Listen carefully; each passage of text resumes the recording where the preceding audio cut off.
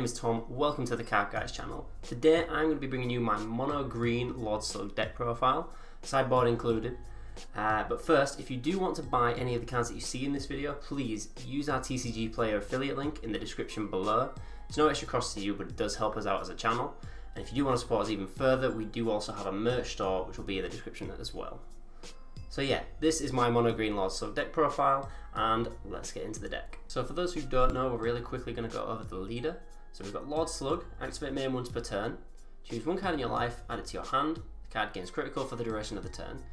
So your early turn swings, you're getting +1 from your Self-Awakening, which is really good. Self-Awakening means you can control when you want to awaken most of the time.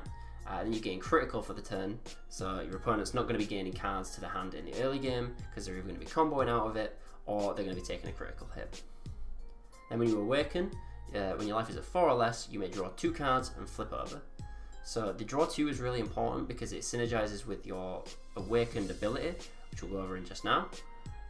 So Lord Slug Gigantified, when this card attacks, draw 1 card. Standard, great. Activate main once per turn. Place 1 card from your hand in your drop area. Place 1 card from your hand in your drop area, yep. And then your opponent chooses 1 card in their hand and places it in their drop area. So basically it's the I drop, you drop game. There are a lot of cards that synergize with this in this deck, mainly the Roshi and some of the Lord Slug pieces because there's some combos you can do.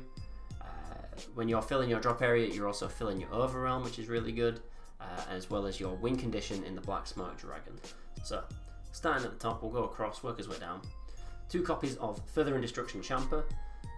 You know the card, it gives double strike to whatever's attacking. It's really good for your leader's critical swings, really good for Anguila's critical swings, really good for Tenacious Spirit Son Gohan's critical swings, and it's just a good game ender in general. Often takes your opponent by surprise. So moving on, we've got the first couple super combos of the deck. Android 18, Bionic Blitz, blue-green super combo, one of the few set 9 cards actually included in the deck. The card says super combo, 10,000 power. When you combo with this card, your opponent chooses 1 card in their hand and places it at the bottom of their deck. Early hand destruction, costs you nothing, can be done defensively or aggressively. Really versatile, great card. Another very important card in the set for Slug was the Cell's Earth Destroying Kamehameha. 4 copies of it, absolutely great card. Activate main, gives your leader 15,000 power, and then you can choose one of the cards in their hand at random. You don't see it, which fair enough, but you choose at random and you make them drop it. Again, can be done aggressively, can be done defensively. If you do it aggressively, you're absolutely going to be getting your critical swings through early game. Defensively, it's a 15k body, 15k power boost for 1 energy, which is ridiculously good. And yeah, an absolute must include in this Slug now. On to the negates, we have 4 copies of Sacrifice and 2 copies of Shocking Deathball. I personally find Sacrifice much more useful this meta with the reboot Gohan leader going around. You won't always have the sparking available in the early stages of the game where Gohan's trying to kill you, and Sacrifice is really handy for that. It's also good because there's no stipulation to it besides having your leader as a Namekian. But 2 copies of Shocking Deathball also just to, if there are any problem cards that you want to get rid of that cost 2 or less, still handy to have. And there's another one in the sideboard which we'll get into when we get there. Next up we've got 3 copies of Tenacious Spirit Son Gohan. I didn't originally include this card in my mono green build, but from some discussion with other Slug players and a few deck profiles I've seen scattered around, this card is actually really sneaky.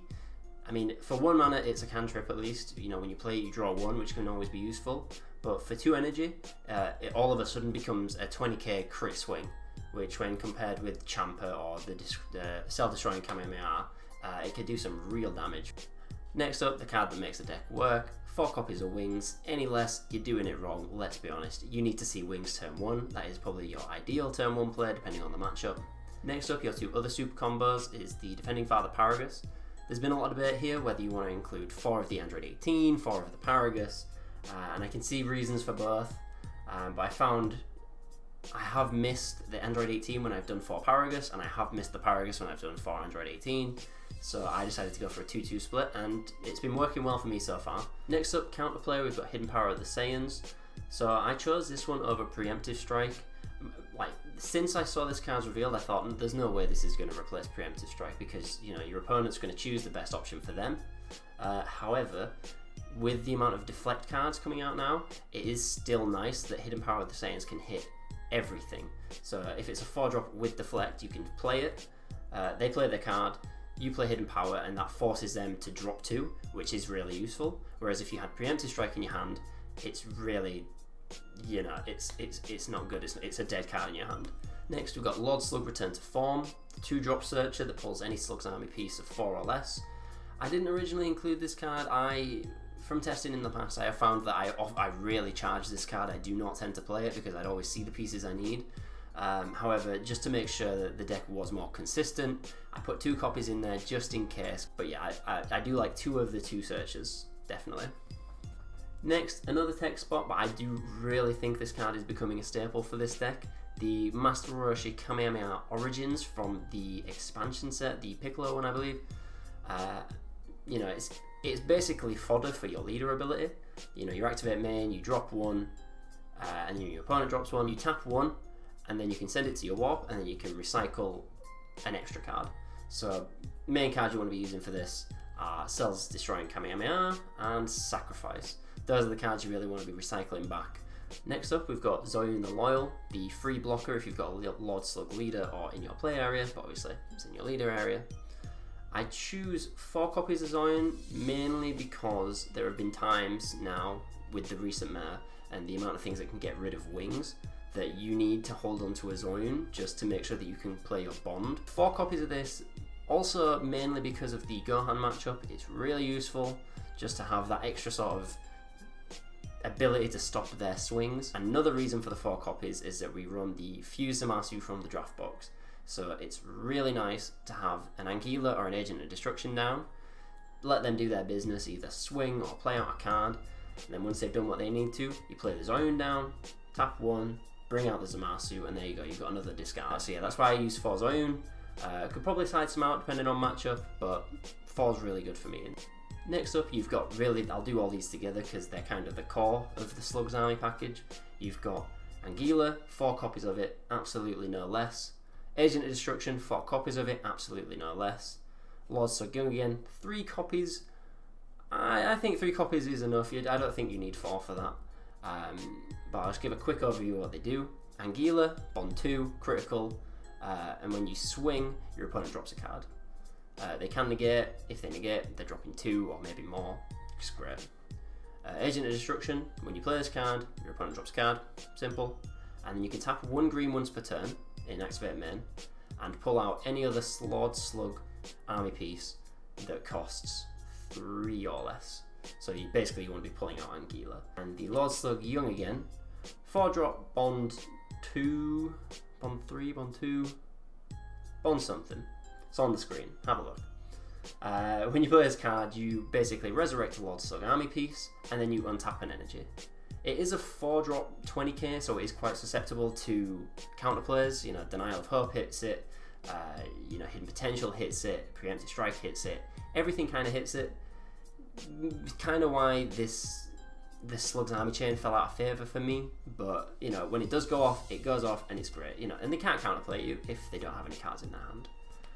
So like I said, 2 copies of the Fuse Zamasu Deity's Wrath, indestructible, you know, 2 green battle cards that have 5k power at least, and you know, you send them to the drop, play this guy out from your hand for 1 energy, as long as you've got 3 energy or more, and then it's just whenever this card attacks, your opponent drops 1, so it's a real consistent, you know, if they can't get rid of it, all it needs to do is swing, and they're dropping 1 every turn. It's a really strong card. Moving on to the final piece of the Lord Slug's army is the Titanic Ambition Lord Slug, the original OG big 6-drop. You evolve for 2 on top of a 4-drop Slug, and all you need to do is drop 1 green card. Bond 3, so you do need to have quite a few pieces out. It's got double strike as well.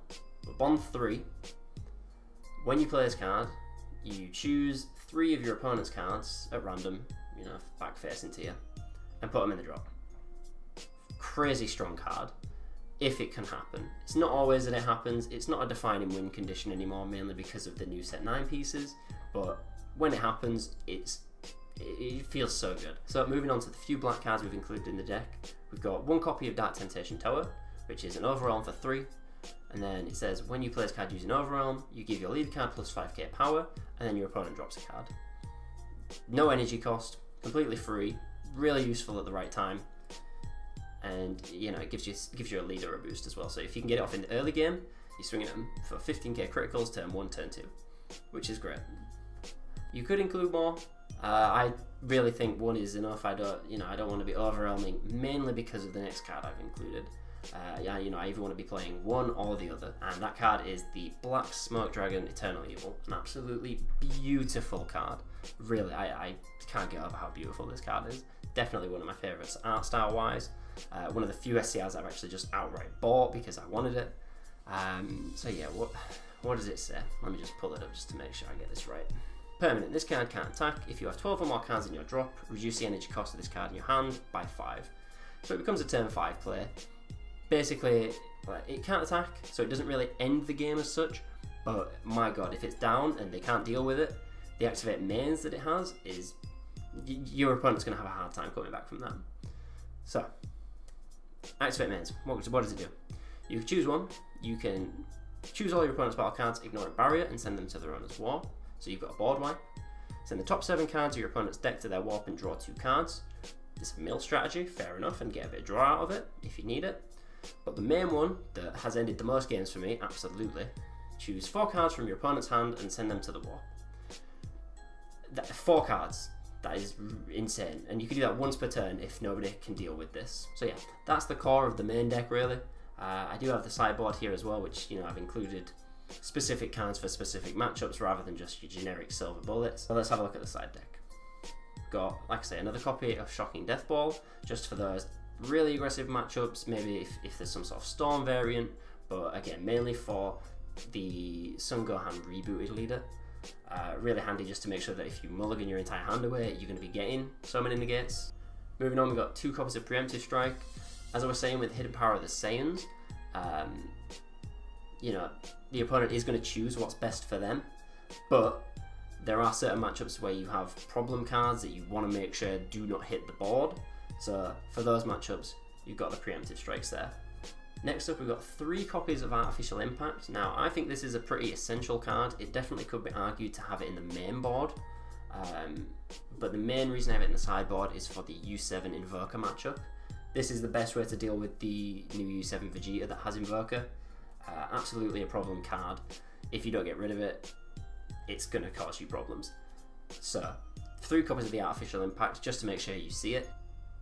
And after this, we've got the black cards. We've got the Dark Power Black Mask Saiyan. 3 copies of that one. It's just a good early turn play. It's Self-Awakening if you need it, but you shouldn't really. You want it for the second effect, which stops basically people cheating cards out. You play against things like Hachiyak, you play against things like Baby. A great card to put in just to make sure that they drop for playing the deck their own way. Next up, we've got 2 copies of Kami. This is just kind of a punishment card, if somebody's playing against me and they're not respecting the fact that I could potentially have Kami in a best of 3. Well, surprise, I do. So next up we've got 2 No Escape Son Gokus, the 1-drop that stops players returning cards to their hand without a keyword skill. Basically, I use this for the Red Gogeta matchup. I do find that deck can draw a lot more than I'd like it to, so I use this card just to make sure that they don't get too ahead too early. Next up, we've got 2 alternate win conditions. Basically, if the dragon, if you want to be making sure that the game's ending early and the dragon's not doing it for you, we've got Fu the Dark Banisher and Fu Shrouded in Mystery. So the Dark Banisher, probably better for games that you expect to probably want to be closing them out around turn 4ish, maybe turn 5. The Fu Shrouded in Mystery is for your longer games. If you come against Frieza Prison or if you come against Hachiyak. Those are the sort of matchups where you want to be using Fu Shrouded in Mystery. But yeah, that is my Mono Green Lord Slug deck. From what I've done in testing, it seems to be working pretty well.